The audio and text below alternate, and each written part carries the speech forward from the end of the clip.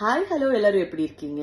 எப்படி போயிட்டு இருக்கு உங்க டயட் எல்லாம்? நல்லா போயிட்டு இருக்கீங்களா? நிறைய மெசேஜஸ் எல்லாம் எனக்கு வந்துட்டு இருக்கு. மேம் நீங்க கொடுக்குற டிப்ஸ் வச்சுட்டு நான் டயட் ஸ்டார்ட் பண்ணிருக்கேன் அப்படின்னு. இன்னொரு விஷயம், நிறைய பேர் என்ன இப்படியும் கேட்கறாங்க, நீங்க நியூட்ரிஷனிஸ்டா, நீங்க இது படிச்சிருக்கா அது படிச்சிருக்கா அப்படி கேட்டுட்டு இருக்காங்க. நான் நியூட்ரிஷனிஸ்ட் எல்லாம் கிடையாது.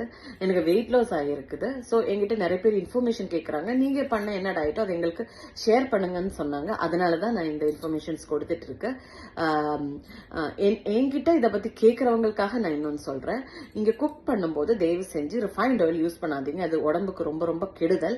ஸோ நீங்க யூஸ் பண்ண வேண்டிய எண்ணெய் வயல் டயட்டிங் நான் யூஸ் பண்ணது coconut oil and olive oil தான். ஸோ கோகனட் ஆயில குக் பண்ணா நிறைய அட்வான்டேஜஸ் இருக்கு. நீங்க கூகுள்ல போய் சர்ச் பண்ணாலே உங்களுக்கு தெரியும்.